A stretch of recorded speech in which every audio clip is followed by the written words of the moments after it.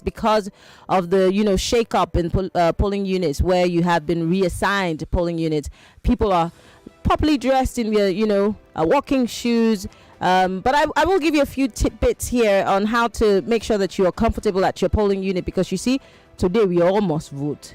We all must vote, and we must make sure that it counts. We not go tire. If you're with me, say ahoo. Good morning, Nigeria, and we are talking about the biggest thing that's happening not just in this country but on the African continent, because you know what, Nigeria is going to the polls. In fact, we are at the polls right now, and today it's not just the presidential candidates that we're voting for. We're also voting for members of the nation. I did say I'm going to give you some tidbits on what to do when you're heading out to your polling units as you are going out today to vote. Don't wear high heels. Don't wear anything that's going to make you uncomfortable. Even your clothing has to be comfortable clothing, breezy clothing, something that you can stand in the sun with for as long as you can. Dress, light. You have to be light. And if you must carry a mat or a tiny little bench or, a foldable chair, carry it. Something light that you can sit with. If it's a mat, spread the mat. If you have a lunch basket, put everything you need to put. Water, food, everything that you need, put it there. You don't carry just one bottle of water because you'll be thirsty. Shop will not be open today. You understand? Carry everything that you need. Make sure that you are comfortable enough, because, for example, it's 10 o'clock, past 10, 3 minutes past 10 exactly.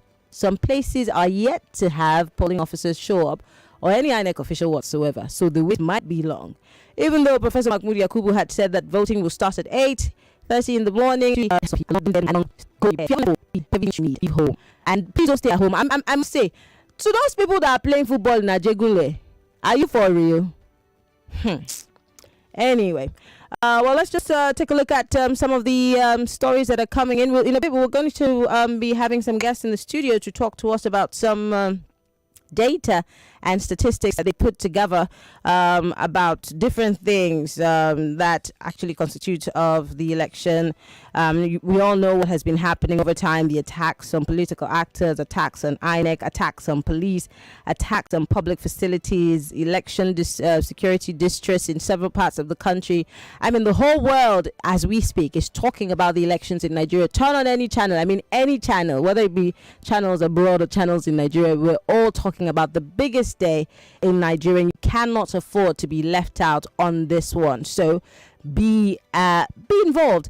Give us information. Let us know what's happening in your area, and please try as much as possible not to give us fake information, because you see, we have security people on this line. They are waiting to trace it. So try yourself. All right. Once again, my name is Maryann Okon, and we're being joined right now by one of our reporters, who is somewhere in Ajegunle. I think we just lost that call. Let's see if we can get Buchi back on the line to tell us what's happening in Ajegunle area. But if you are somewhere, send us a WhatsApp message. The WhatsApp numbers are out there. You can also send us a tweet. Use the hashtag the mandate 23. All right, we want to hear from you. But let's go to the phone lines. Hello, good morning. Hello, good morning. Okay, we're yet to get that reporter back in with us. So as soon as that is done. Okay, Buchi is back with us. So let's see if we can take that call from Buchi. Hello, Buchi, can you hear me? Hello, Buchi.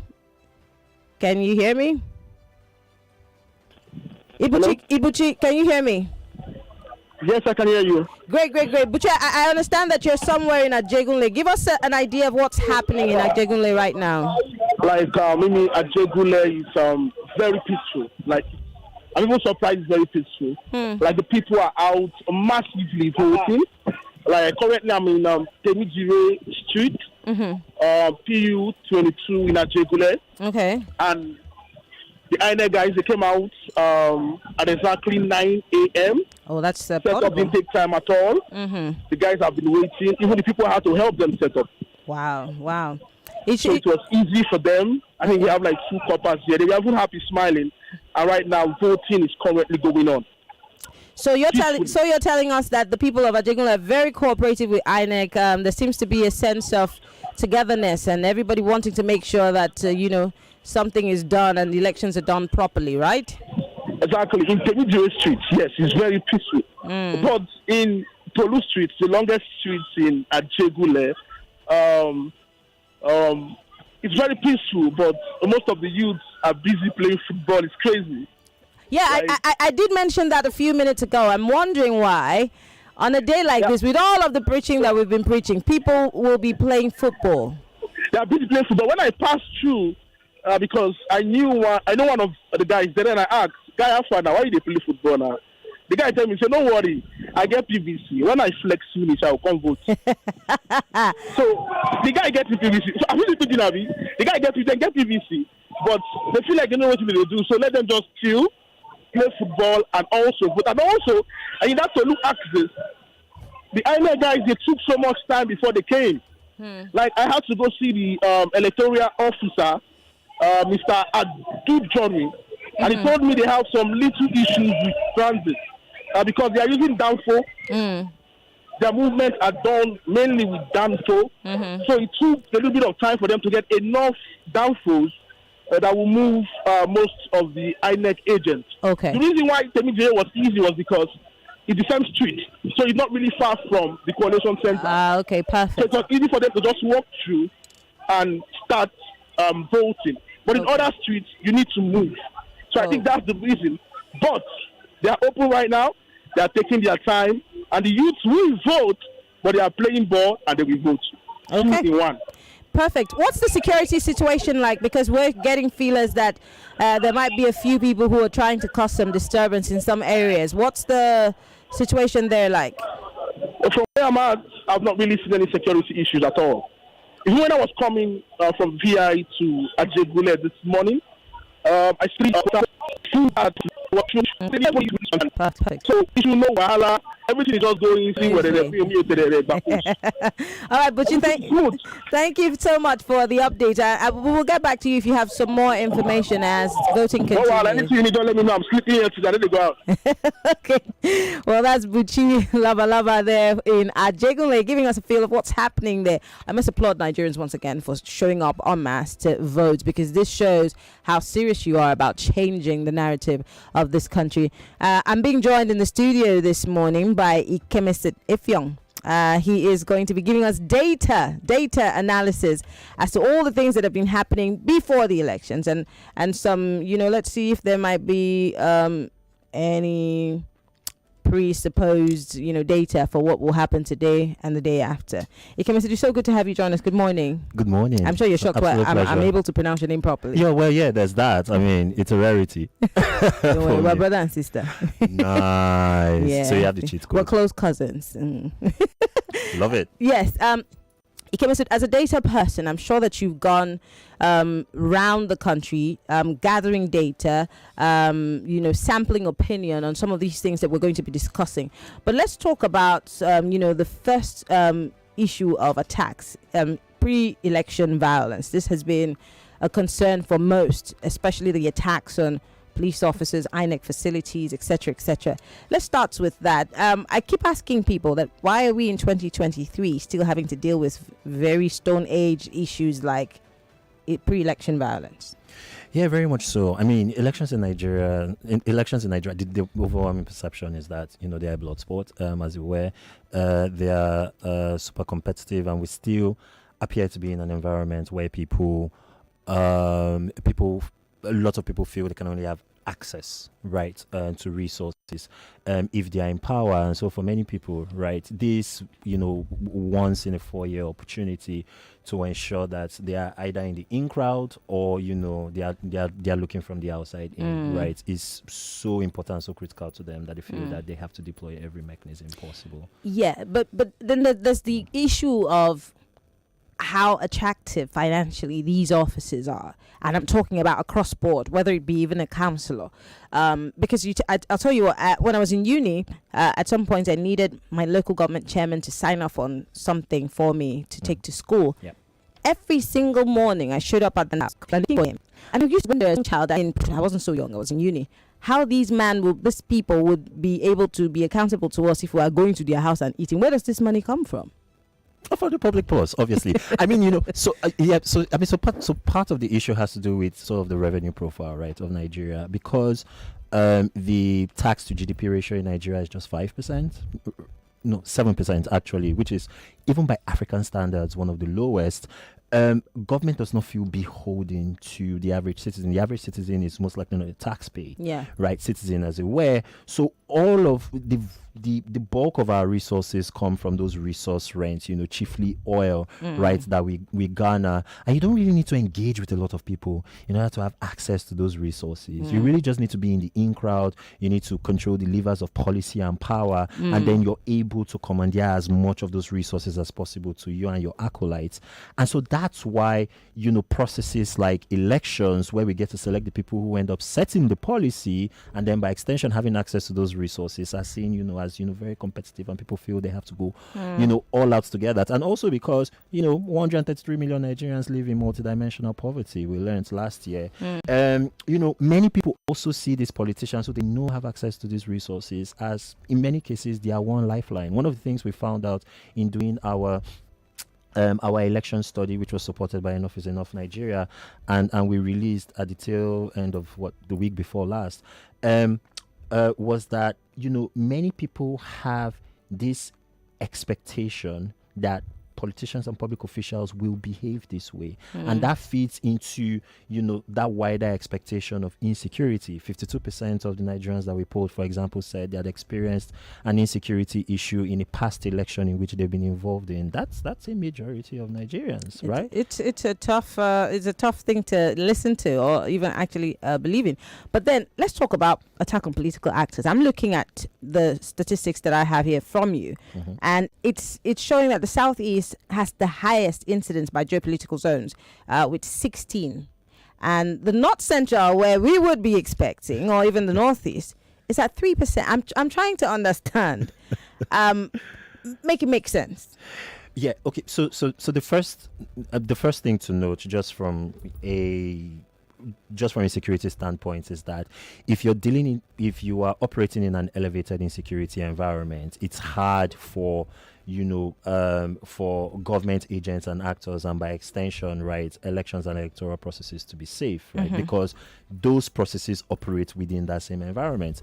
With the Southeast, you've had a situation where there's been a vocal minority who have been advocating, right, from separating from the Nigerian state. It's worth saying that they are a minority. We've tested this, we've done the research. A majority of Southeasterners are not fans, right, of separatism. And because their fundamental imperative is to undermine the legitimacy of the Nigerian state, basically making the point that even the government cannot protect their own assets and their own operators, right, feeds into the larger narrative of how Nigeria cannot, by extension, protect you, protect your lives, protect your property, protect your investments. I totally agree with this, because I remember when I spoke with somebody from the defense government official on security, and I kept saying, if these terrorists or these non-state actors keep testing and they keep pulling through, does this not undermine the government in every way and security agencies? And how does this also play into the minds of the average Nigerian? Because now you see, we have our own security at our estates, for those who have gated estates. So you pay for your security, you put up your own gates, because you do not trust that we have enough policing to protect us. But where does that leave us, and how do we tie that to us coming out to vote today?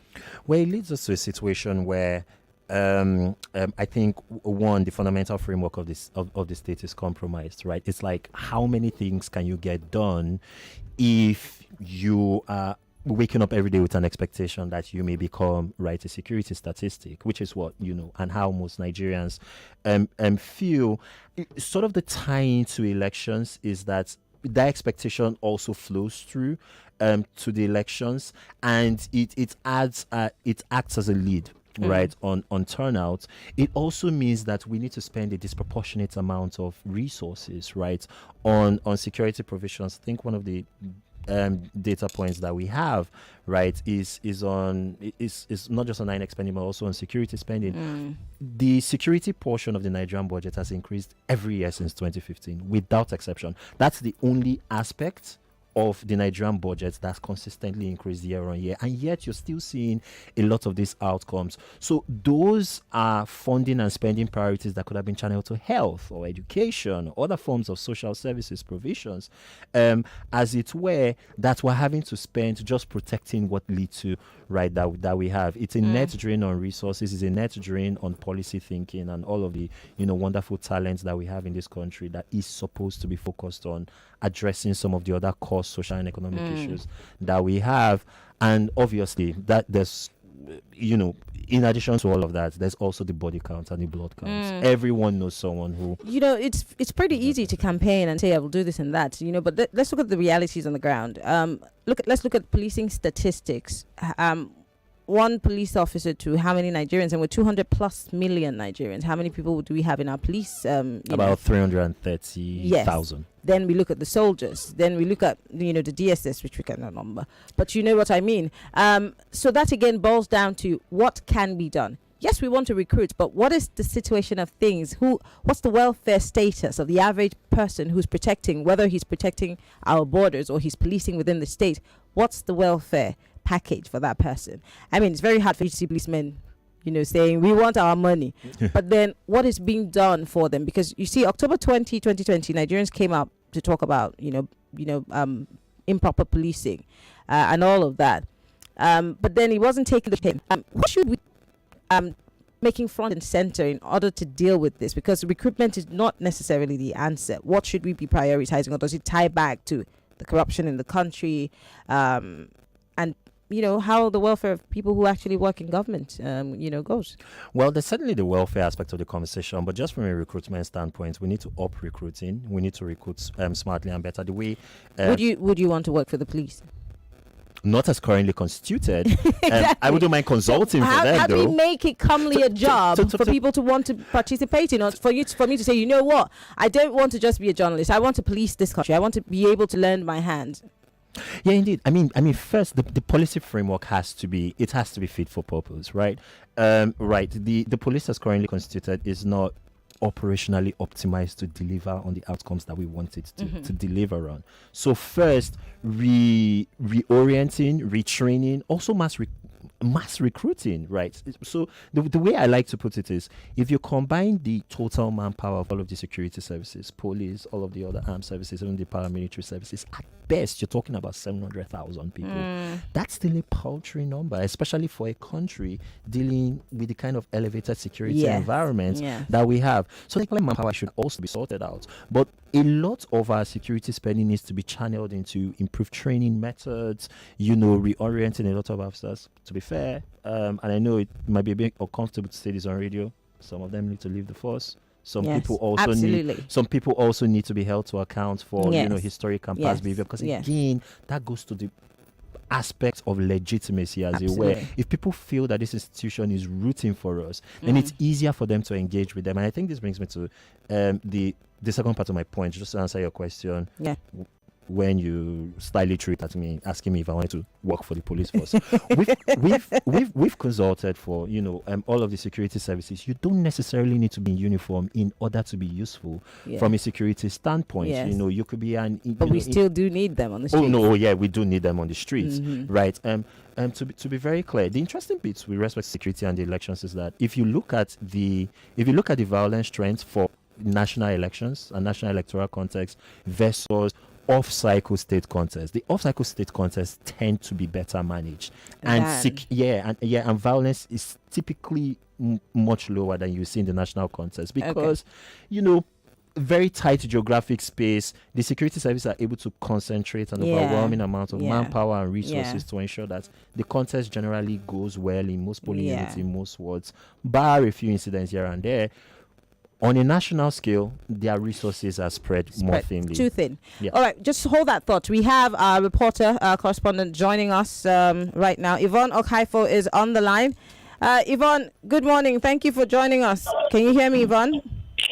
Yes, I can hear you. Yvonne, I know that you are at Aguda, somewhere in Surulere, right? Ijesha, actually. Ijesha, perfect. What's the situation of things out there? Well, voting has started at all three polling units have been to so far, although at the third polling unit, being Itire Ward 13, Unit 121, voting did not start until much later, about past 9, that's a few minutes to 10 o'clock. And some voters had already started to complain. And some others also complaining about the BVAS not working perfectly. However, voting has commenced in all three wards as I speak. Okay, perfect.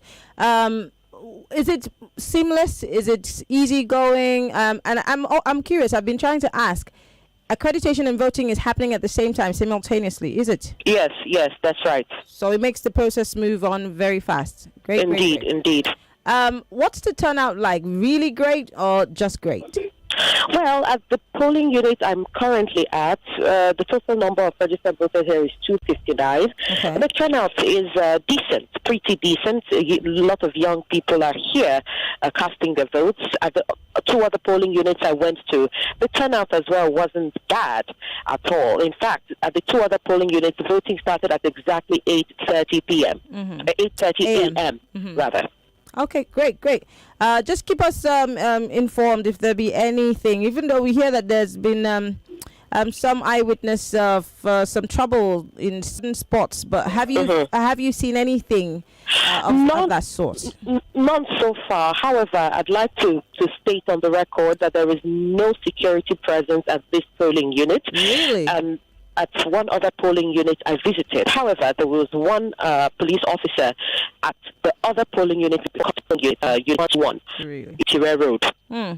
Well, we'll be sure to put that out there. But thank you very much, Yvonne. We'll get back to you. Now we hear that there have been several reports from called into the newsroom to say that officials have not arrived in their areas. I'm keeping going to come and vote, but then people are showing up early, and these electoral officers are not showing up at those polling units. Please do whatever you can to make sure that you show up. Nigerians need to cast their votes. We're still talking with our guests in the studio. We'll be right back after this break. It's still the Election Studios Live.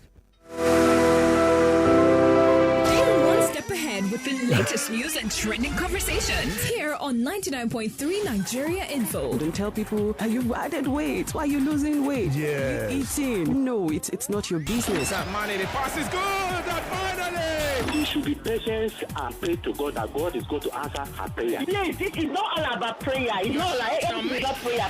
That is Nigerian mentality. It's not finding happiness in your home. You pray. Your number one station for talk. Let's talk. NS to Oga, wetin happen? I don send a go market. I be dey owe you money. Oga Pharmacy, no be your boy I dey call jare. I dey ask for NS liver salt, ogbonge medicine wey dey comot any yamayama discomfort for person belle, whether na heartburn, constipation or even indigestion. NS liver salt get lemon, orange and other correct flavors. With NS liver salt, belle go dey balance. Oya Oga Pharmacy, sama me one make I go enjoy. NS liver salt, the ogbonge medicine wey dey make your belle kulele. Russian.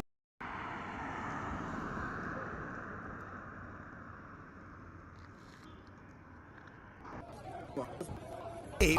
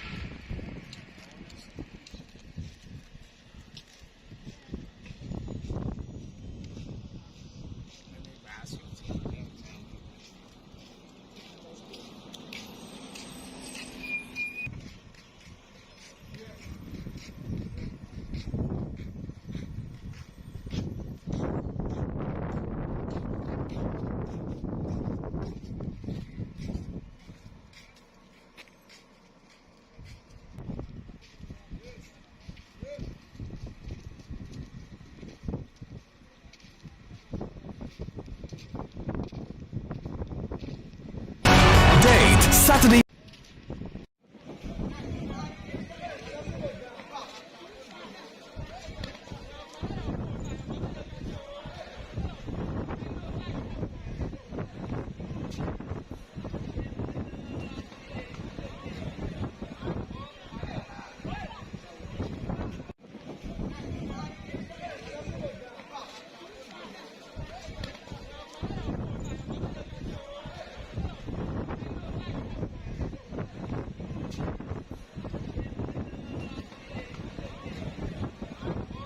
Live on 99.3 Nigeria.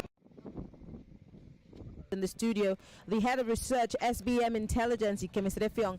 But in the meantime, we still have our reporters in the field giving us some information as to what's happening at the different polling units across the state and across the country. I'm being joined right now by one of our correspondents, Ikechuku. Ikechuku, can you hear me? Good morning. Morning, Maryann. How are you? I'm fine, thank you. Where exactly are you, Ikechuku? Oh, so I'm in the Ikorodu area of Lagos. Okay. And, yeah, that's where I'm reporting from, and so far so good. I must tell you, the turnout, although not evenly spread in terms of my observation, but it's been quite impressive in some areas that I have visited. Yeah. And as a matter of fact, go ahead. As a matter of fact, at the polling unit 001, Molatori Palace, Abuja on Ibeshi Road in Ikorodu here, where the honorable member representing Ikorodu Federal Constituency, Baba Jimmy Benson, voted. The turnout was quite great. He just voted, and according to him, he's impressed basically with the turnout. And the atmosphere is cool. Everywhere is peaceful. So far, so good here. What time? But, okay. So I can hear you. Yeah. What time the polling electoral officers show up at your polling units, the one that you're covering? So on the average, I would say they were about 45 minutes late, because as at 8:35 a.m. when I got to the rack center at the Pakodo Primary School, the situation was that the officials were just mobilizing to depart to various polling units. And as at then, the earliest I saw they got to a polling unit was the polling unit in front of the Oba Shekumade Palace. And at that polling unit, they were just setting up, and it was about 9:12 a.m. at that time. Great. So it means that at least they were a tad bit early compared to other polling units. Yes. What's the security situation like? Do you have police officers manning the polling units? Do you have other security officials around there? So for every polling unit I've visited, there's been presence of security officials, the police precisely. And on the general, around the environment or the streets, or like Ikorodu generally, it's not like everywhere is choked up. It's not like the initial anticipation that everywhere will be choked up with security presence. It's not like that here. But I can tell you that for every polling unit I've visited, I can categorically confirm to you that there have been presence of police officials. Okay, all right. Let's see how it goes, and then we'll get back to you, Ikechuku, to give us more information. I'm sure that you're going to be moving around the whole Ikorodu area. Yeah, presently I'm even at the polling units. There are a lot of polling units here. It's at the Ikorodu Town Hall. That's where I am right now. Okay. To at least observe what is going on presently. All right. Thank you very much, Ikechuku, for speaking with us. We appreciate it. All right. Well, we will take another reporter in a bit as soon as we can. We will move from Lagos to Osun State to see what's happening there. But in the meantime, Ikemesit, let me come back to you. Let's talk about voter turnout. You heard what our reporters have been saying about some of the areas where, we're covering. For Ikorodu, he's saying it's a little impressive. I think Yvonne also talked about, it being very good. What do you think is responsible for people showing up so well as compared to the level of voter apathy that we've experienced over the years? Yeah, I think in this cycle, you've had a situation where it's been a very competitive race. For the first time, we've got, a three front runner race, right? So that's unprecedented in our post-1999 era. You don't have an incumbent on the ballot. You don't have a former military general on the ballot. And for many people, sort of the economic and social backdrop within which these elections are happening, the currency crisis, the energy crisis, elevated unemployment, economic growth slowing, and all of those things just means that the issues have been front and center on the minds of Nigerians. Also, I mean, some bread and butter things. We had a 6 months long election campaign season. It felt interminable, like it was not going to end, and all of that stuff. Also, the outbreak of political education in this cycle has been impressive. What the work that media, civil society, INEC, even the political parties themselves have put into the cycle. The advent of technology. I know when we started the 2011 elections as sort of the technology elections, but now everything is just so much more sophisticated. You're pelted with election information, voter rights information, all forms of political education from all aspects of the political spectrum. It's just fueled that interest in this particular cycle, and you've seen it bear out in PVC collection rates, right? We're up on 2019 figures. I think INEX numbers showed that there was only a 61% PVC collection rate. Actually showed that 90% of people that we saw said that collected their PVC. So that's really, and a lot of those collections have happened in parts of the country that you've traditionally seen low turnout. The one data that stood out for me was that in the combined Southeast and South-South, which are the historically, right, they've been the lowest in terms of voter turnout. Only one state, Edo, had a less than 90% PVC collection rate. Right, that's 1 out of 12 states. It's really, really impressive. And lots of people are coming out from what we're hearing right on the ground, as well as the reports that your colleagues have been fielding in. People are out early. People just feel that despite all of the challenges and all of the concerns, we're gonna vote. We are gonna vote. Okay. Come hell or high water. Okay. Uche is joining us, one of our reporters in the field. Let's take this call from Uche. Uche, good morning. Where are you calling us from? I'm right here in Ogba. Oh, Ogba. Yes. Ward 6. Though there are 3 areas under Ward 6, but specifically I'm covering Ogba. And I've been to, let's say, at least 9 polling units this morning. Polling units 014, 015, 016, 017, 030, 031, and thereabouts this morning, trying to see how the turnout. Initially, it was a bit slow for some polling units because it took the INEC officials time to set up. Some of them started setting up about to 9 o'clock, even to 10. You get. Even there is this polling unit 022 at AY in Ogba. Those people there they are stranded. When I got there at about 10, there's so many persons there, aged and the rest, but no INEC official on ground at all, just the chairs and the table. So when I got to ask the people, they said they've been voting there for years, but they don't know what happened today. That they got an information just this morning to say that they should move to another PU, but they don't know how true that is. So back from there now, right now I'm at 030, 031, 014, 015. And I can tell you that voter turnout for 014, there's so many people. Oh, wow. And that 014 PU, they actually attended to, there's a woman I witnessed who is a person living with disability, and also she's aged. And I loved the way they took care of that woman. Sighting her from distance, they just sent one of their persons, to come and help her, give her a seat, just at front, and ask her to just hold the bit while they quickly, try to round up and attend to her as well. Were you able to speak to any INEC officials as to what was the cause of the delay in the getting to the polling unit early enough to start the elections or the voting? Yes, Maryann. I remember talking to the polling unit officer here in 014, that's an INEC person, and also the one at 030.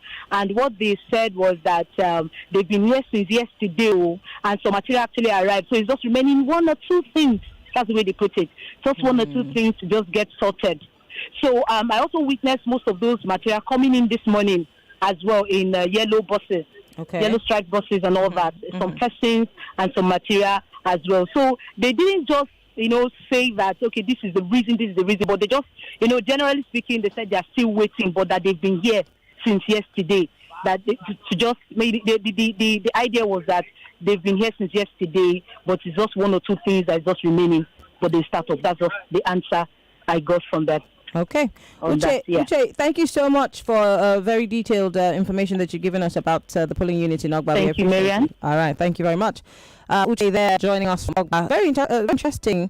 I love the part where the woman was prioritized. The woman living with disability was prioritized. This is the kind of thing we want to see during our elections, because there has been a call for inclusion over and over again during our elections, and it looks like that call has gotten through to INEC, and we see that happening in real time. Yes, so and it's been the product of a lot of engagement, especially by civil society that sort of engage on these causes. There are 3.9 million Nigerians, right, who live with disabilities. A healthy chunk of those, right, are voters, right, and it appears that in this cycle, INEC has clearly, prioritized them in terms of messaging, in terms of provisioning, right.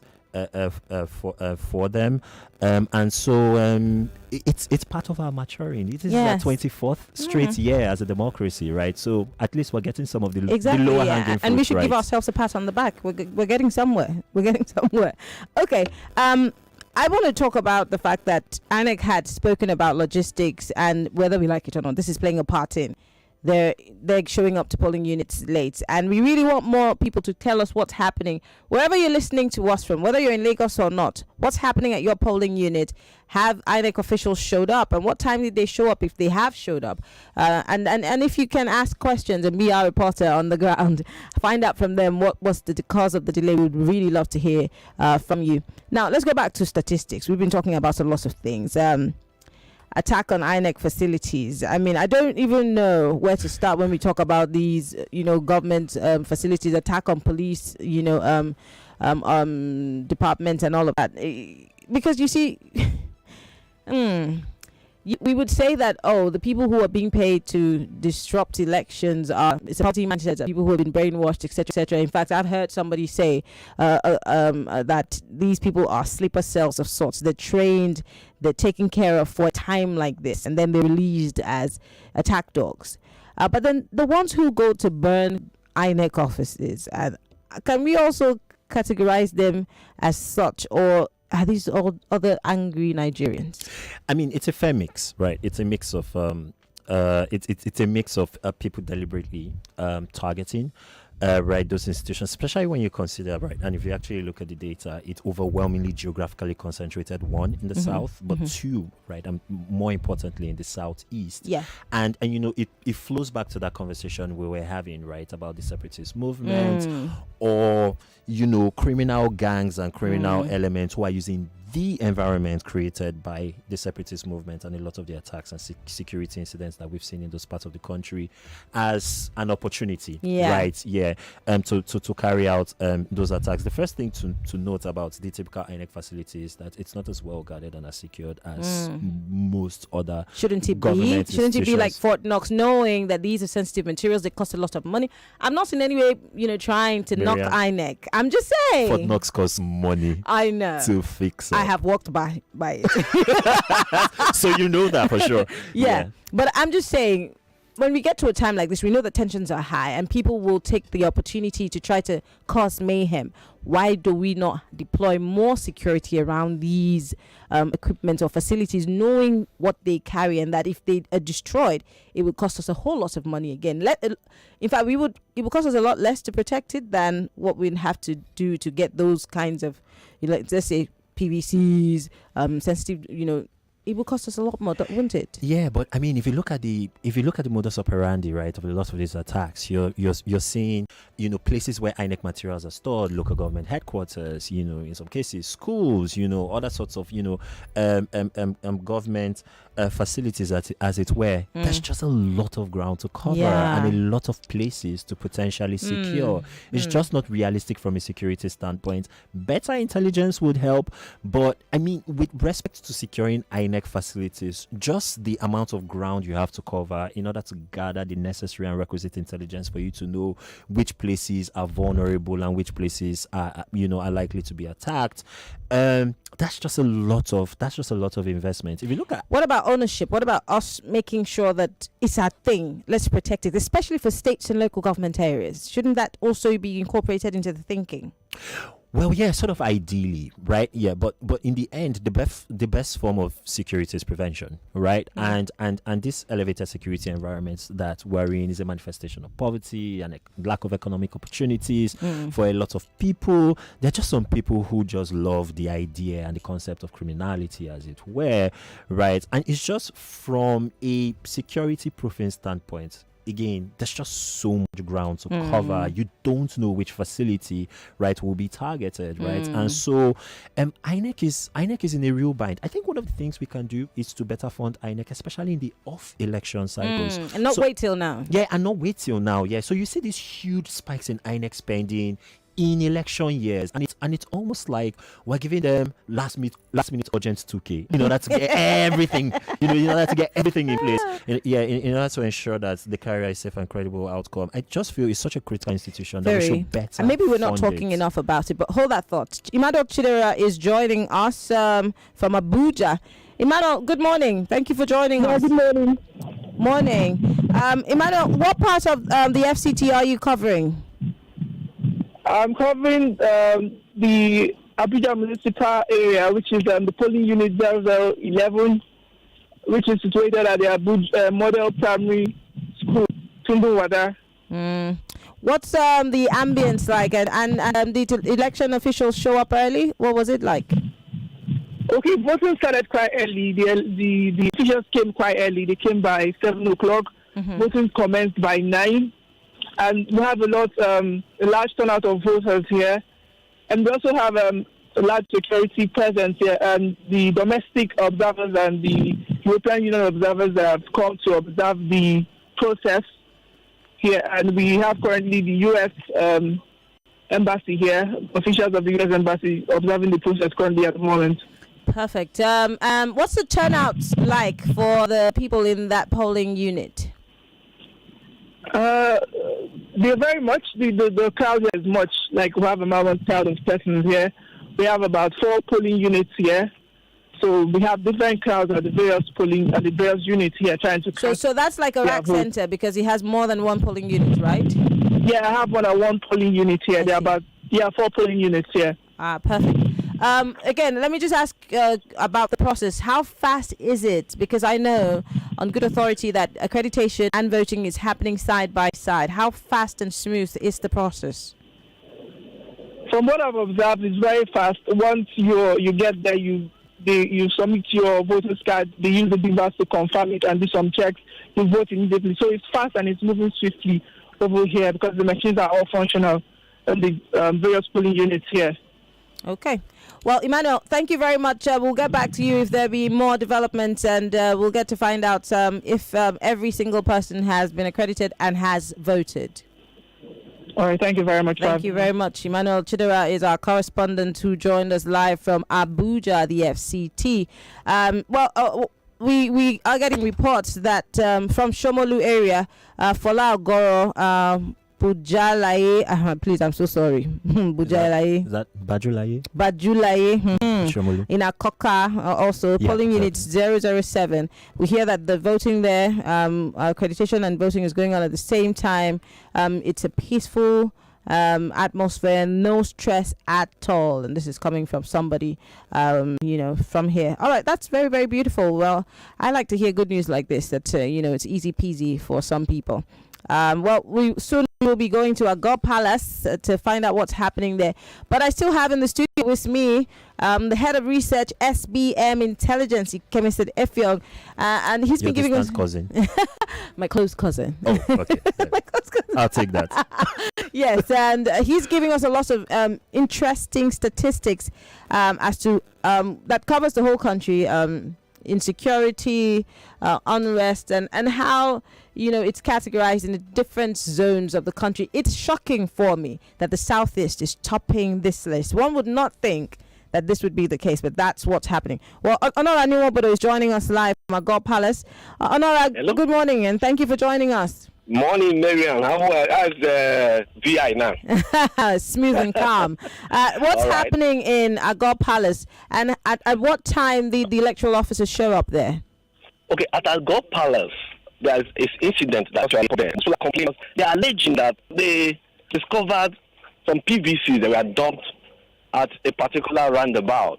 So most of the guys that got there, they said they equally an allegation that they alleged that police were trying to hijack the PVC. So they collected some and they are distributing it there. But the issue is that there is no material there, no INEC officer at that particular point. But I saw a lot of people. I'm sure there are many. I don't want to put figure on them, but there are many. Crowd. Sorting the PVCs are trying to know whether they can reach to some people to vote. Then I moved up to the Agor Palace roundabout. I sighted military personnel with an APC stationed there. And the voting is going on at 003. At the polling unit 003 there. The voting is going on there. They are quiet. It's going smoothly. But the problem is that if you leave that place down as if you are going towards Ojo or Kota area, or a Koto area, sorry, you will see that materials have not arrived there. The one that came around 10:34. And when I asked the INEC officer why, he said, that's how I see him. That's how I see it. I said, no, why is it that's how you saw it?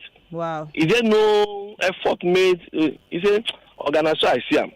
And you are just trying to set up the beavers and then put up the materials for the election. Then the voters there actually say they don't want to complain. They just want to vote and go. Now that they've cited them, let them do their own because they know there are some places they don't even see material. Now they've seen material that they are happy to actually vote and then keep quiet. So I am heading towards Ojo area now. But in overall, this area is peaceful. The first area is peaceful. The Agor Palace area is peaceful because you can see thin-looking military guys around this area. But the issue of the lateness of materials and then the PVC that I saw the PVC, not that they see it, I saw them sorting it out. I saw a lot of them that they are actually sorting. So it gives a concern, it gives worries. It's so worrisome that PVC can be dumped in some area and then people are eager to come and PVC and vote, but they couldn't lay hold on them. Okay. Well, I want to say thank you, Honora. Well, let's see how it goes, especially for the PVCs. I'm more concerned about the fact that they're being dumped. And I would really love to talk to an INEC official as to how people have been showing up to get their PVCs. They're unable to get those PVCs, and they end up in the hands of certain people, and then they're dumped somewhere. I mean, have you been able to talk to an INEC official about this? Because it's very disturbing.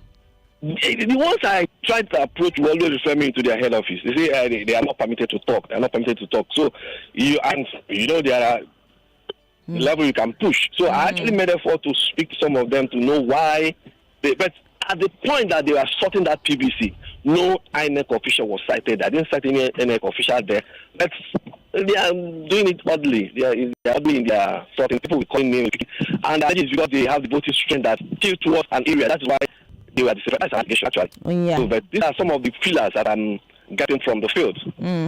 Thank you very much for the information that we're getting. We will get back to you to find out what's happening there. All right? Appreciate it. Thanks. All right. We're taking a quick break. We'll be right back. 99.3 Nigeria Info. We'll be right back. Group D of the I Beg to Differ Tournament of Champions promises fierce battles between three exciting debaters. Olaloye Toluwalashe dazzled us last May, but was stopped by Hamid Olarawaju. If he wants to settle that score, he'll need to emerge from this group. But will Stephanie...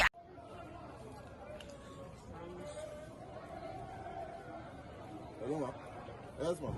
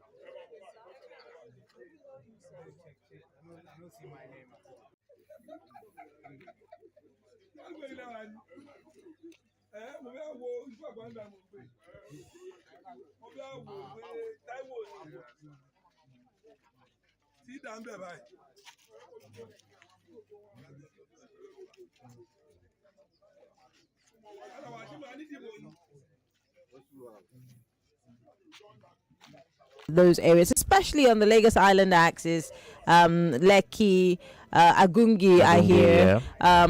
And we've also had something about Agor Palace where,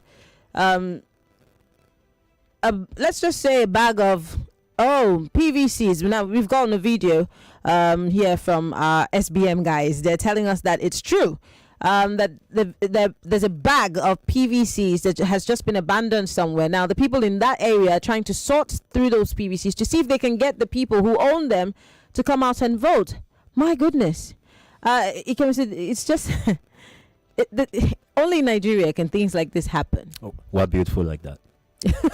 I would not categorize this as beautiful because it beats me that people went... come rain, come sun, they showed up at INEC offices. Some of them literally were sleeping there. Yeah. Only for INEC to tell them that their PVCs were not ready or they couldn't find them. Mm-hmm. And then INEC has told us that you cannot, there's no third party, receipt of your PVCs. How did these PVCs get missing or be found in these areas? Because this is not the first time we're hearing that a bag of PVCs were found. We heard about one in the north and in the southeast. In the southeast, yeah. And so I'm wondering, who in INEC is complicit? Because I think that we can use, it's a good place to use the term heads must roll. Yeah, heads must roll. Accountability must be sought. Investigations must be carried out. The PVC is just such a cornerstone of our democratic exercise. That fact that we are literally sitting here and we are seeing video and we've gotten corroboration from your reporter on the ground that this is a security breach. This is a lapse of administrative control, of security management. It's also a data.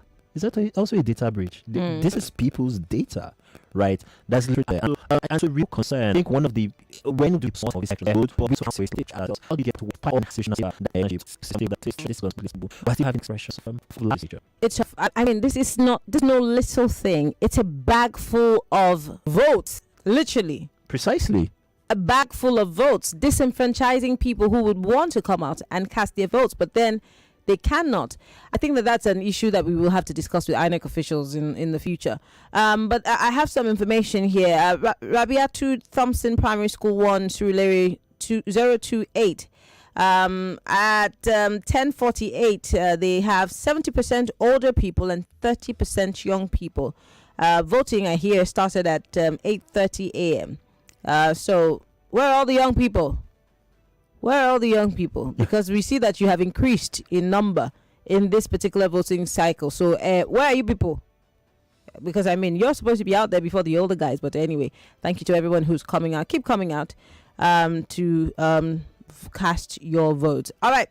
Let's talk about the issue of certain parties being omitted from the ballot. Now, in, I think, Ondo State and I think Lagos, the Labour Party is being omitted from the ballot, and this means that people who want to vote for that party will be having a problem. And I'm wondering, how INEC is going to deal with this, because it's last minute. The ballot has been printed. It's been printed, but this is a major omission.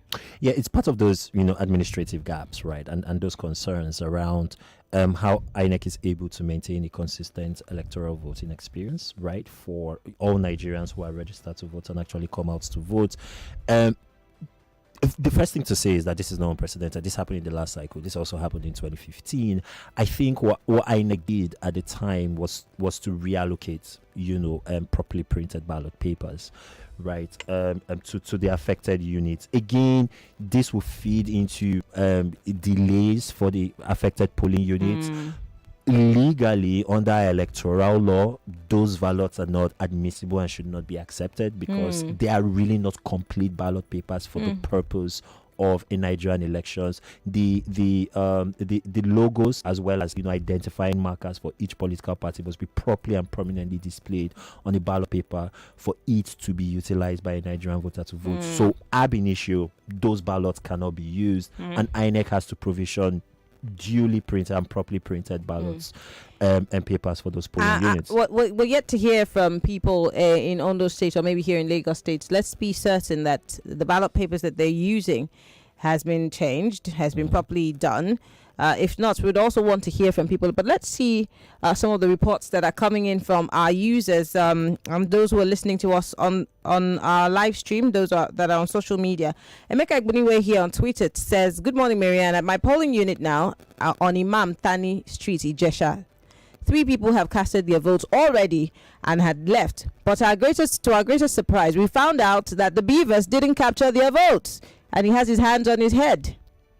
That's what will happen in theory.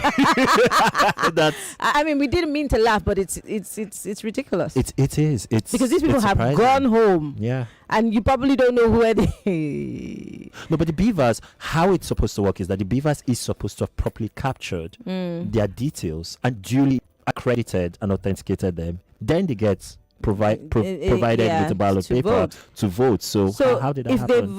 If they voted and then the beavers didn't capture, so how did they do the beaver accreditation? There has to be a malfunction. Yeah, there has to be a malfunction. Maybe having said that, there is supposed to be a fallback mechanism under our new electoral act, and this is one of the innovations from the act that was just passed right this month last year, right? The 2022 act is there's supposed to be a fallback process, like a manual accreditation process. Absolutely. Right, in the eventuality that a beaver's device does not work as designed. In a polling unit. So in theory, if those 3 people are able to come back to their polling units, then they can walk through that manual accreditation process.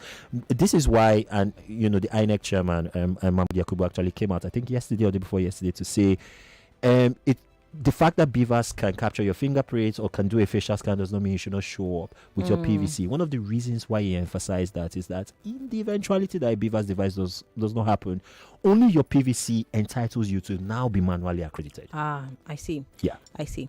Okay, let's take some messages, Feta.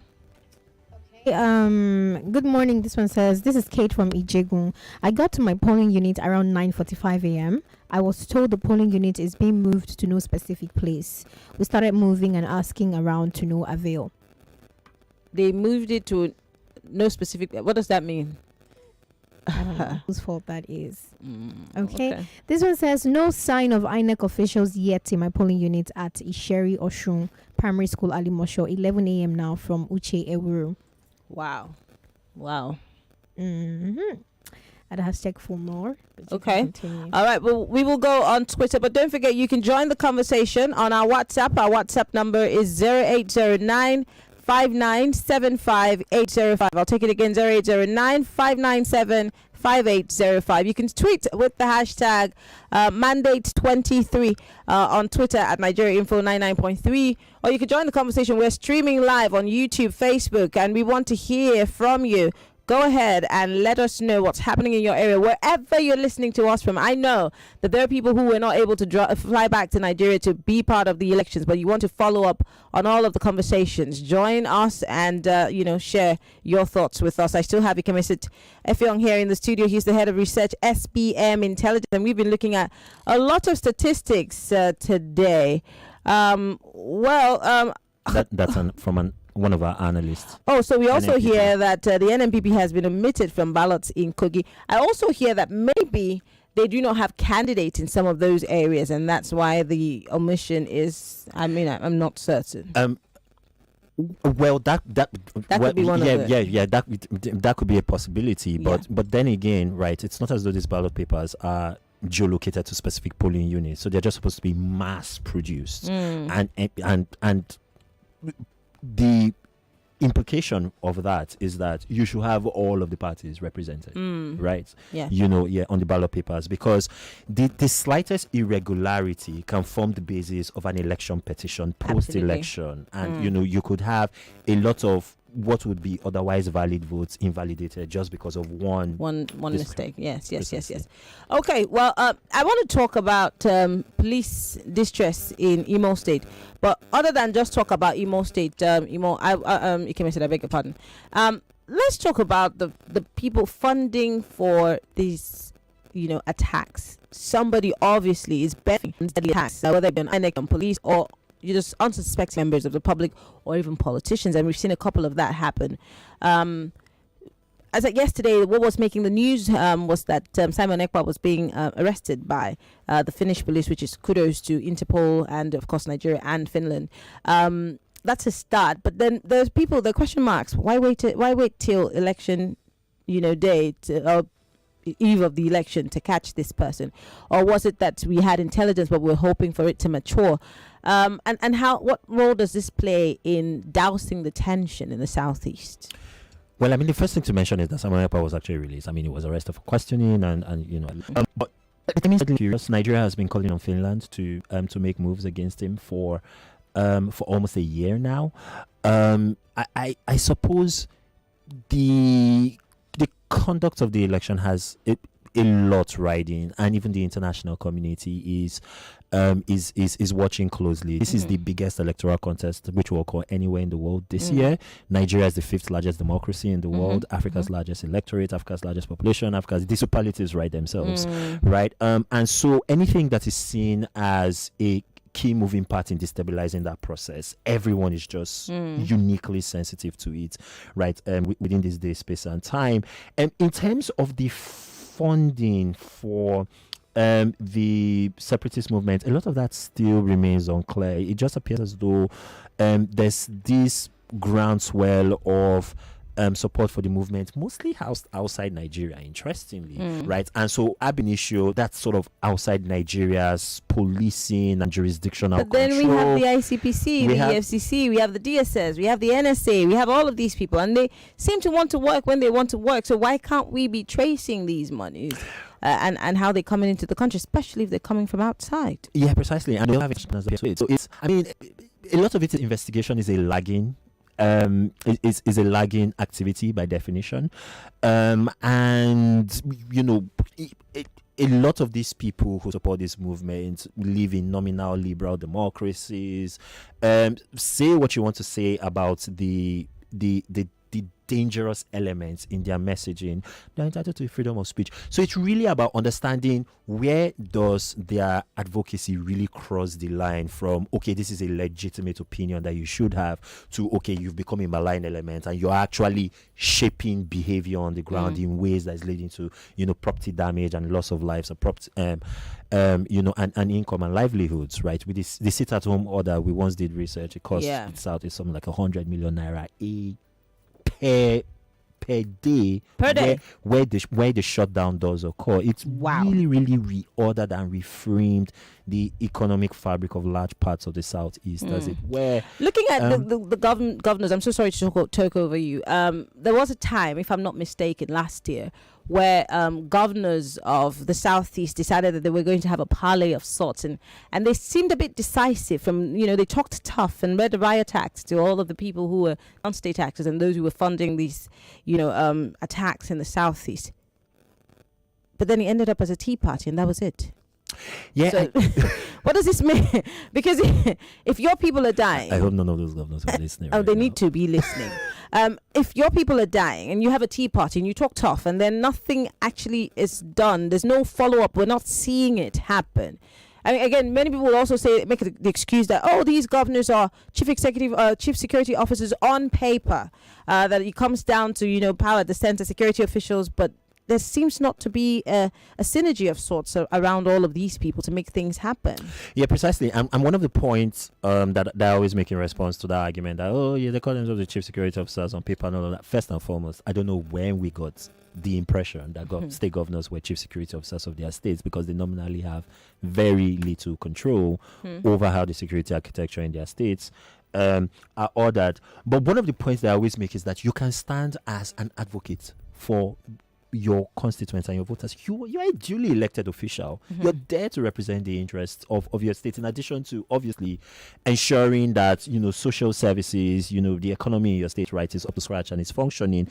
You can serve as a very vocal advocate for the interest of your state, and that's something that the Southeast governors ab initio have not done very well, and it's fueled that discontent with with the leadership in the region. We've done polling and sentiment testing, and the lead up to the governorship election will actually bring out a separate report, and I'm glad to say we'll also be on Nigeria Info throughout the governorship elections as well, so we'll talk specifically about that. But the governor ratings, especially in the Southeast, are really, really poor, precisely because lots of people feel they are in cahoots with the federal authorities, and they're not doing enough to serve as advocates for the interests of their region. It is a line of thought that is unique to the Southeast, and you don't see a lot in other parts of the country, even though the national ratings in general are poor. But it's like the Southeast is the bottom part. I'm always curious when someone from the Southeast says, the federal government hates us, we're always getting the short end of the stick. I'm not in any way disregarding the fact that they have had the short end of the stick. But then we're always very quick to point to the center. The guys who are practically responsible for us, we cross over their heads and go to the federal government. So can we also put the blame at the feet of the people who are followers of their governors, their local government chairmen, the members of the State House of Assemblies? What about those people? Who's holding them accountable? Well, there is some blame to go around, but I think we do that because, one, we're politically socialized to do that, right? Probably everyone in this room, right, is a creature of the military era. We're all born, right, during the era of military rule. And one thing with military administrations is that they centralize power, right? In order so that you don't have competing power centers that could then, constitute a threat to your legitimacy in office.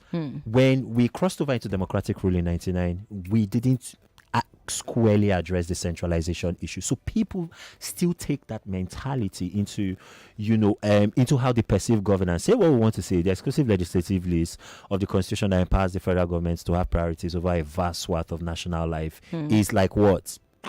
Almost 60 items long, right?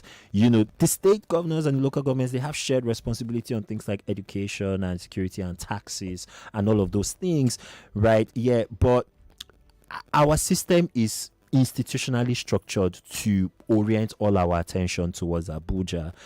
What we can start doing better is to say, okay, you state governor, you local government chairman, for the little that you have in your hand right now, what are you doing? Do something, and then we push you so you can push the federal government. How about that? Precisely. Because the way I like to put it, and we actually tested voter sentiment for this. So like everyone that we polled said they were interested in seeing how the presidential race shapes up. The equivalent figures for the governorship races, 30+%. For the National Assembly, 20-something%. For the state, it was a statistical rounding error. Let's not even mention the figure on air. But it just shows you, for many people, they don't know all the governorship candidates who are on the ballot, right, in their states. Lagos actually polls well in terms of knowledge of these down ballot candidates. But the figure for Lagos, 66%. So it's like almost 40% of Lagosians don't know all of the people who are running to end up at Alausa to begin with. But do we, even at the federal level, how many of us know, other than the 3-4 frontliners, how many people know the others? Is that not a problem also? Well, there's that. I do this in my line of work, and I probably know only 10, and they're 18.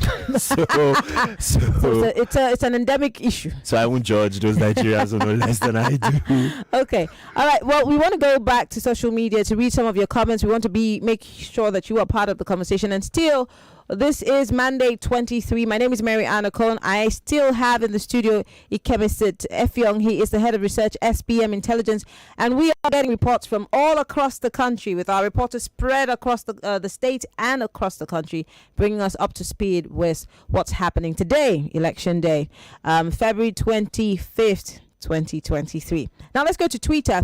Amarachi here 1 hour ago had said nothing and no sign of INEC Nigeria officials. Haba, what's going on now?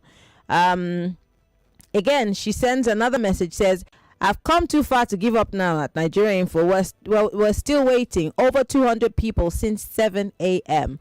Amarachi would like to hear from you to be sure that maybe something has changed if they have showed up. Would like to hear from you. Somebody says... there are no INEC officials in our polling unit. Sari Igomo, Orile Apapa local government area. He sent this one about an hour ago. Okay. This one says, okay, I'm going to move. This one says, situation report. Nelson here on Twitter says, at 10:55 a.m., INEC officials arrived at Babewe polling unit 023 Agor Palace Way or Kota Oshodi Solo local government area at exactly 10:55 a.m. with a yellow bus. Thank you very much for that information. This one says no INEC officials at Oruna Lude Ahiazu Mbise, Imo State. Voters have been here since 8:30 a.m. INEC, do something. Everybody here is waiting. Okay, JP, thank you very much for your message. Okay, we're going to keep taking more and more of your messages. Don't forget, when you send us your tweet, use the hashtag mandate23. We'd like to hear from you. Well, we're being joined by our reporter, Maryann Ogolo. She is joining us right now. Hello, Maryann. Good morning. Hi, Maryann. Good morning. Morning. Where exactly are you, Maryann? I'm actually at part of Koshofe, Owode near Jogule area. This under the local local government. Mm-hmm. So far I've been to like 7 different polling units, and I saw that a lot of voters have come out to vote. I mean, this is unlike what I've witnessed in previous years, where I see a lot of people staying indoors. They don't really come out to exercise their civic duties. But this was seems different. And I was at a particular polling unit when some boys came out and disrupted the exercise, saying they should all stop what they are doing, and they started throwing stones on the voters that they wow. the place. Wow. So I've actually left that place, and I am trying to get even the security. There's only one security agent who was on standby there, and he had to leave the place. But before I left the place, they came back and they continued what they were doing. But the boys have left the place, and I think they've gone to other places. So I'm going around to check what exactly is going on in other places. So that's what's happening in this area. So right at now. the time you left the area where the stoning was happening, one police officer, and I'm sure he was unarmed. Yes, he was unarmed. Let's talk about voter turnouts. Was it really great in all the polling units you've gone to? And yes. Looking at the number of people who've come out, between the young and the old, do you see more young people, or a bit of everything? But everything, both young and old, are out. This is really a different, a different experience I've had over previous years. I've had election exercises. It's really different. Both young, the aged, everyone is out to vote. Okay, Maryann. If after a while you are able to quickly do a drive-by where the stoning happened to see if maybe security agents have arrived the area to ensure some peace and calm, would you do it for us? Of course, I'll do that. All right. Thank you very much, Maryann Ogolo, for speaking with us. We appreciate it. We have some information here about a certain ward where things are happening. Ibejuleki Ogunsayo ward. We hear that there's no security. No Labour Party in the National Assembly ballot papers, and this has caused a bit of a delay, but voting seems to have started. That's interesting. Yeah, very, very. So what's not clear is if the voting has commenced without. Because you mentioned earlier on that if this could also cause some form of petitioning, and this could one way or the other invalidate the whole voting process. Yeah. Or at least invalidating those votes that those happened votes that on those compromised ballot papers. Yeah. That's interesting. Do we have messages? Yes. Okay. Okay. This one says from Moe. It says hold on for a minute. I have to get that message. Okay. Yeah. Now it says here at Moe, Ogun State, directly opposite Redemption Camp main gate, inside the Oba's Palace. The INEC officials are yet to come. This is 11 a.m. But the turnout is very impressive. We have over 500 people here. It's a combination of both young and old. It's very peaceful. We are only waiting for INEC officials. Peter from Moe. Thank you very much, Peter. We appreciate it. We want to hear from you because you're serving as our reporters and our eyes and ears on the ground. So wherever you are, please feel free and make sure that the information you're giving us is authentic, it's right, and no hanky panky. No hanky panky. This says, good morning. I went to my polling unit this morning and there is no logo on a particular party's part on the House of Rep and Senator ballot paper. Thanks. Okay, I think that's one of the issues that we raised a few minutes ago. And he says, this one says, please, we want the authorities to deploy security personnel to all the areas and protect people that want to vote for their preferred candidate. Thanks. And this is at Fadi area. We talked about the issue of policing and how many policemen we have policing. I mean, the IG had told us that they had deployed police officers, and we also in Lagos, we saw a huge presence of soldiers and the army.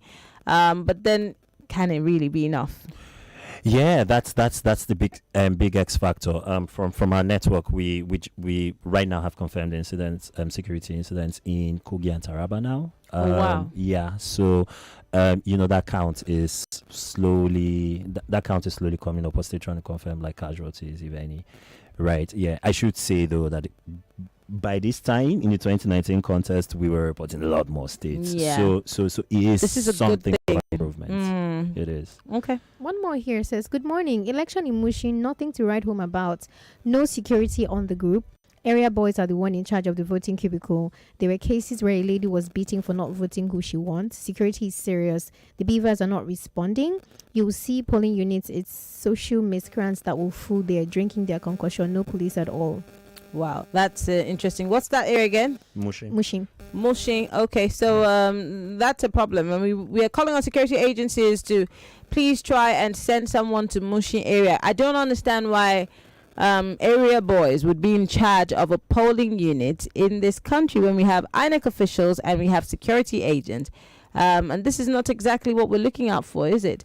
Anyway, it's 24 minutes come past the 11 o'clock hour. We will take a quick break and bring you some messages. Right after that, we will be talking more about security around the polling units. We still have in the studio the head of research, SBM Intelligence, Ikemesit Effiong. My name is Maryann. Okon. We'll be right back.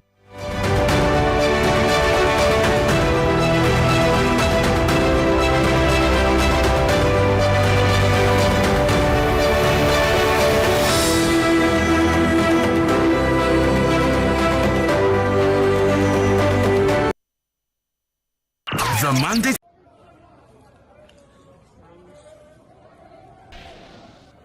Listening to your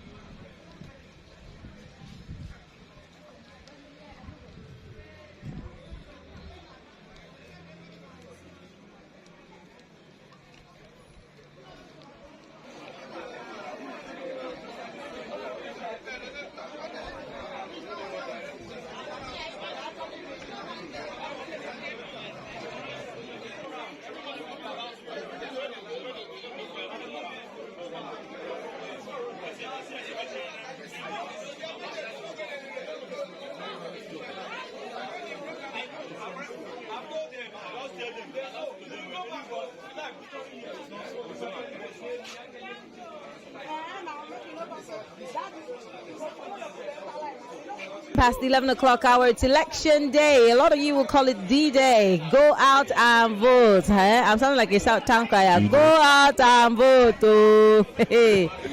Don't sell your vote. Oh.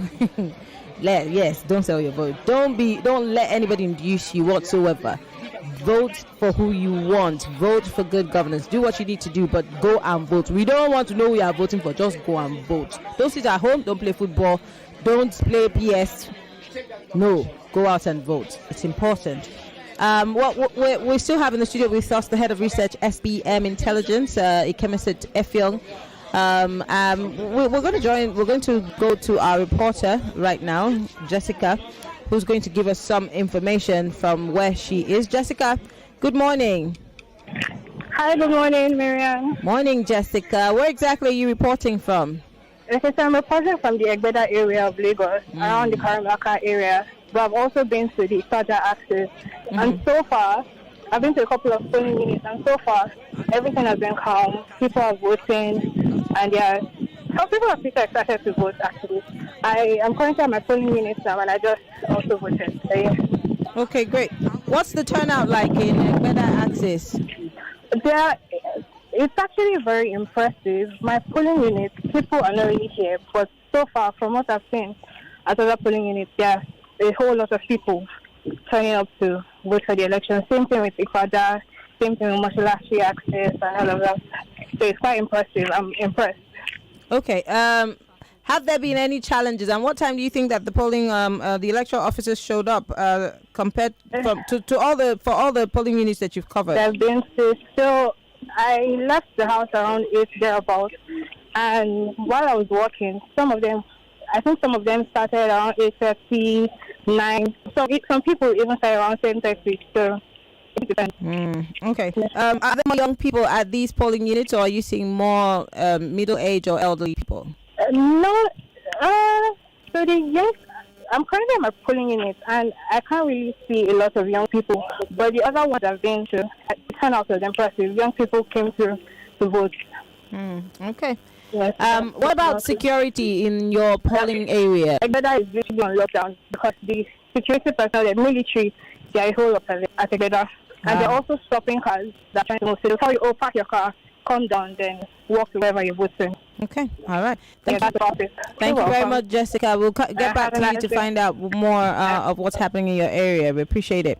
All right. Well, there is an eyewitness report coming from Oshodi area where Methodist Primary School Oshodi is located. Now, we're hearing that thugs allegedly are threatening people to vote a certain political party or not vote at all. Where are the soldiers? Where are the police officers that are supposed to keep the peace? I keep asking. This is Oshodi Road, Methodist Primary School. There is also a situation in polling unit 010 Ayetoro Primary School in Akaka. Voters say INEC is saying that the beavers just wiped the details of persons who have already voted. This is another, because we heard something like that earlier on from somebody on Twitter, that the beaver just wiped the details of persons who have already voted. They're asking voters to go home and call those who had already voted to come back. So, Ikemesit, there's some truth to what the young man on Twitter, Emeka Gbuniwe, sent to us about the fact that 2 people had voted and gone home, and automatically, it was wiped. Could this be one of those issues that INEC raised about their systems being hacked? I wouldn't go as far as saying that that's the case, but what I would do is that one of the things that we did with our reports was that we tested knowledge of beavers, right? Only 66% of respondents said they had heard of the system. So a full third of likely voters, and we polled likely voters, said they had not heard of beavers. Only 42% said they knew about the beavers fallback mechanism that I was talking about. So you have a situation where a lot of Nigerian voters are actually going into today's exercise having very, very little understanding about how beavers is supposed to function, right? And what constitutes good functionality or a beaver's device malfunction. Yeah. So the impression that I'm getting hearing all of these reports that you're collating, right, from across the state in terms of beaver's functionality, I'm in two minds about it. On the one hand, there will be technical issues, right, in some polling units. Yeah. On the other hand, I'm just concerned if there is a baseline of knowledge within the electorate that is comfortable enough that when they say, the beaver's device in our area is not working, they really know and understand what they mean, right? But these people quoting INEC officials. Well, yes, there's that. And in any case, there is supposed to be a manual system, right? That is supposed to serve as a fail-safe. So I would say, it's early in the, it's early on election day. There is enough time that if the responsible polling unit officers, right, have the requisite tools in order to make manual accreditation work, then they can make it happen. It's good that in that particular polling unit, the polling unit officers were proactive somewhat in telling people, if you know these people who voted, please go them to come back. It means that at least in some polling units, you've got INEC officials that are actually intent on capturing as many votes as possible. Technology be damned. So at least that's a positive. Well, a tough one. Someone here is saying that they're currently at Battery Primary School, polling unit 008, and voters are complaining bitterly about the slow process due to inadequate electoral officers. What do they mean by inadequate? I honestly don't know. I think the minimum is for 2 or 3, electoral officers. Typically, with the recent delineation, and this is why INEC created more polling units in this cycle. We've got 176,894 polling units in this cycle. That's up from about 150 plus thousand in 2019. The ideal demographic should be within a 400 to a 700 voter per polling unit range.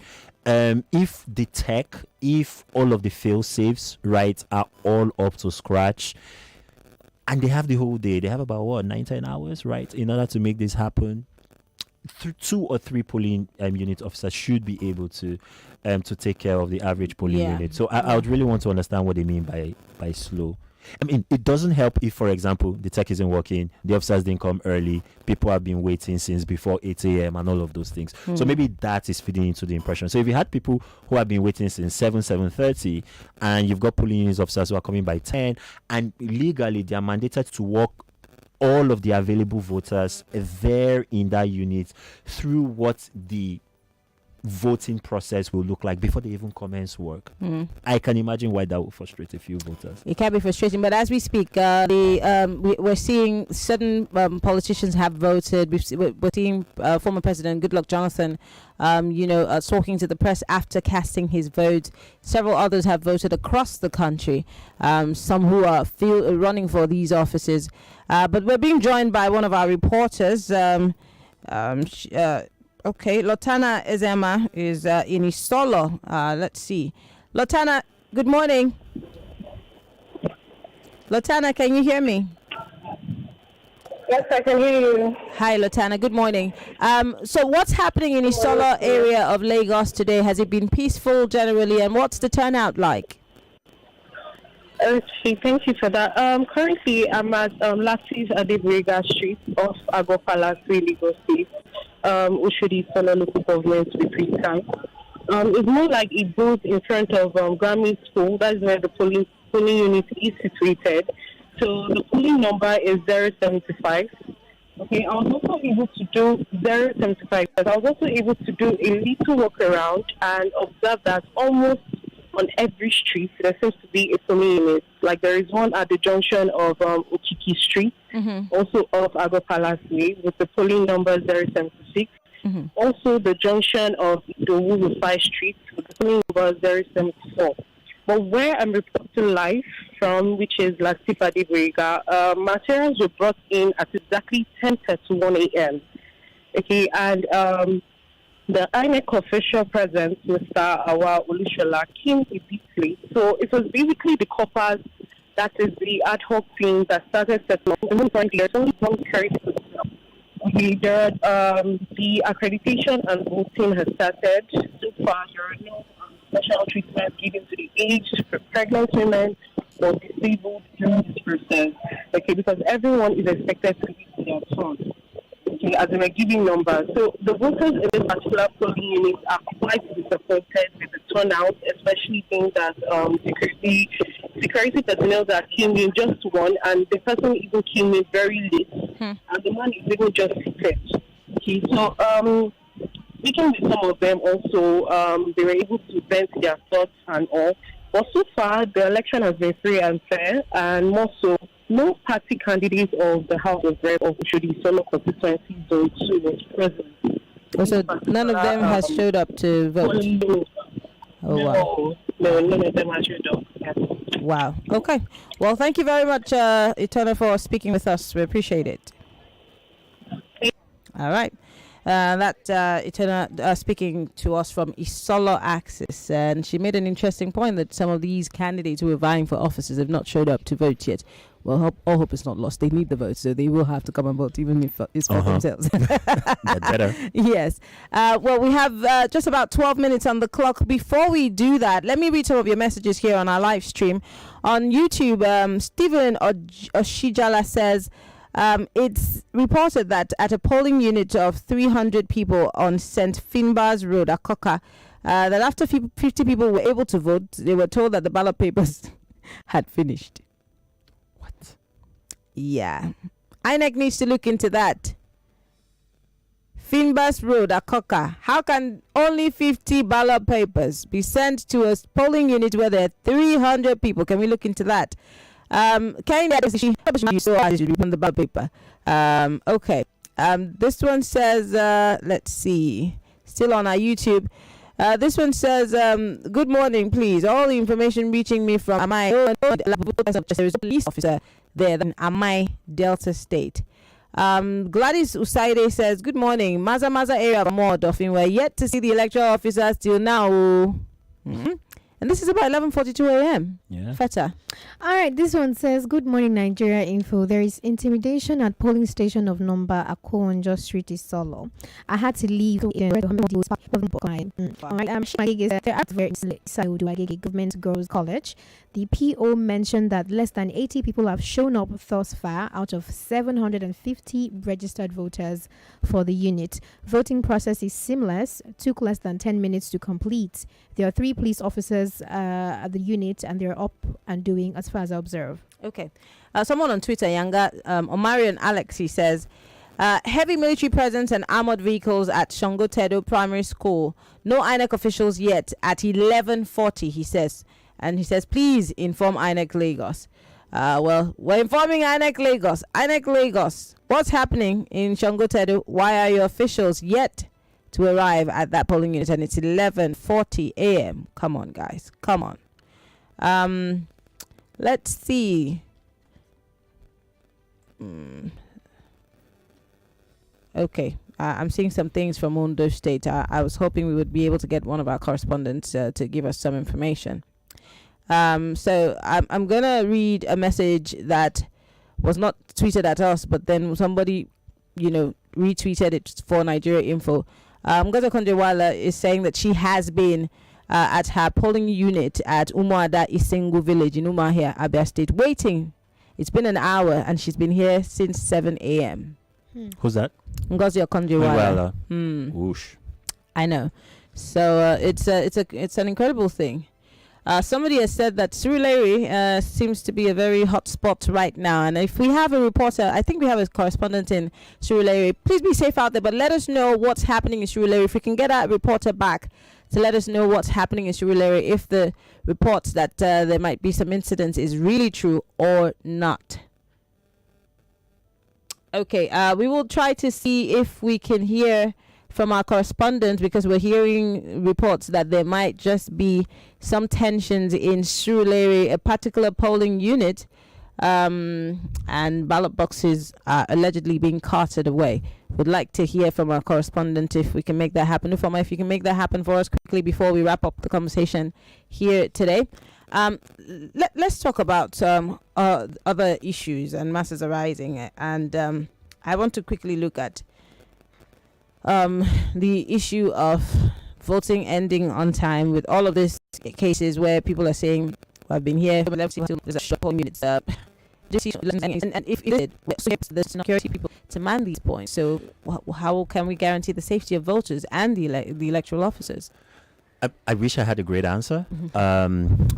You just be asking me questions that I don't have really pointed answers to. But yeah, but the thing is, we always ran the risk and the possibility that with some polling units, voting wasn't going to start on time. I think our initial estimate, and we're just pushing that out now at SBM, I literally just want to confirm, is that from our 185 field reps in every state, right, and the federal capital as well, as of 11 a.m., 60% of our researchers were reporting late arrival of voting materials, right?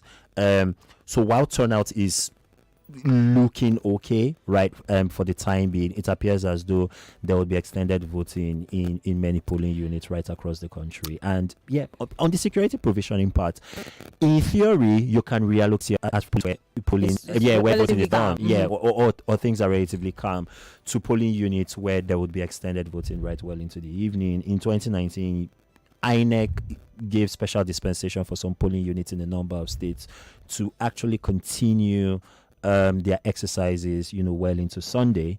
It's looking that might also shake up in this cycle in some places. Well, we're being joined by our correspondent Yvonne Okafor, who is still in Surulere. If we can get some clarity. Yvonne, can you hear me? Okay, we're still trying to connect to Yvonne. Yvonne, can you hear me?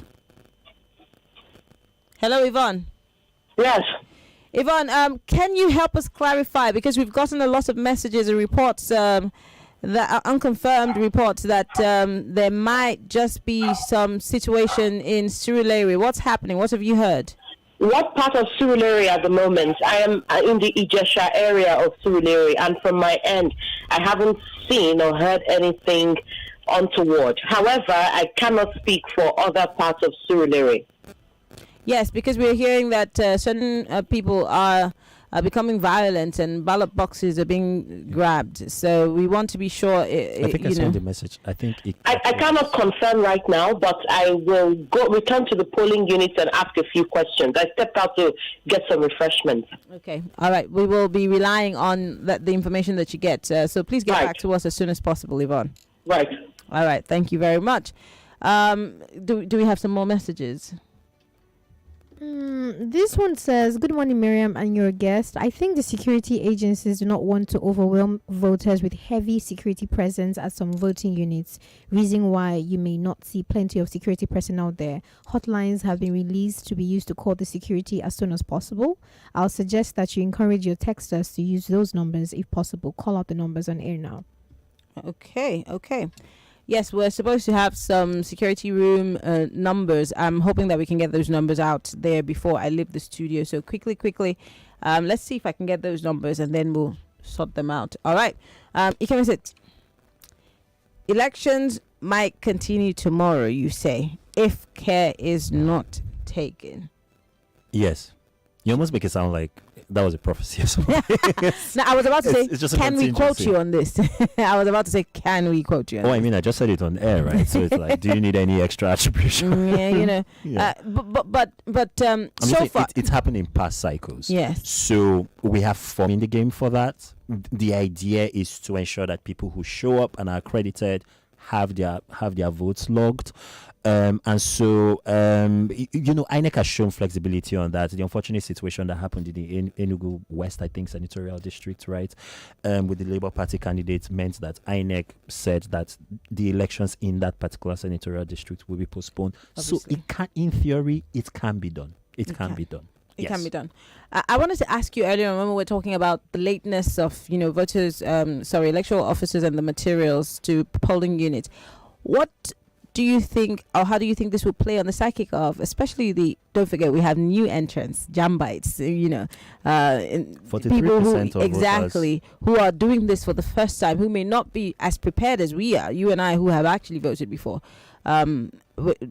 comparing them to the old voters. What does this do to their psyche? Hey man, it's Nigeria, right? So it's like you should. I mean, the thing with voting, and that's why we do it on the weekends. Everyone's movement is restricted, so everyone is supposed to be focused on this, right? It's to. We would love to have a system that works well for the overwhelming majority of voters, but be prepared for any contingencies. I would understand that for many people, it would especially first-time voters, it would communicate to them why they haven't been engaging with the system. But the point is, in the end, you need to think about what the end result that we're trying to accomplish here is, which is to make your voice heard, which is to choose the person who's going to pilot the ship of this country for the next 4 years. And every an inconvenience here and there, even if those inconveniences are substantial, should be a price that that you're willing to pay. After all, you live in Nigeria. Inconvenience, you should be used to the because concept of inconvenience. there was I kept asking at the time when people were very, very emotional about things when we were having these conversations on social media, and I said I want to see the same energy transferred to the polling units, because it's not going to be we're just walking and walking. It's not like you're using an ATM. You're going to stand. You're going to, and then of course the Nigerian factor comes in. So I'm hoping that all of that energy and resilience we saw online will be transferred to people being at the polling unit and having to wait for hours and hours. Yes, tweeting and talking about it and calling INEC, because we're not even saying that what INEC has done is okay, but these challenges will arise. And so new entrants, I feel like my blood pressure is rising. Just brought up a phase in my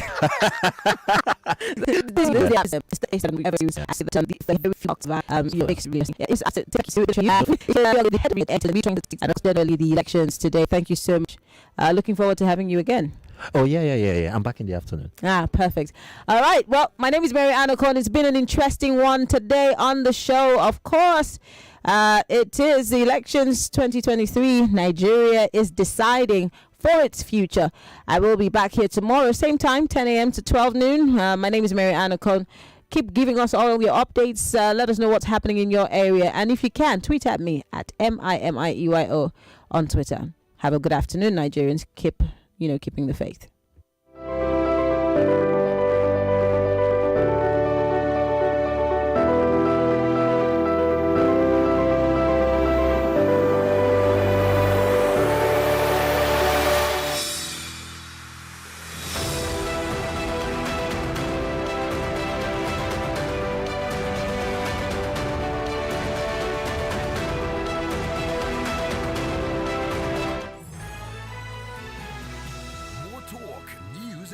sports after this.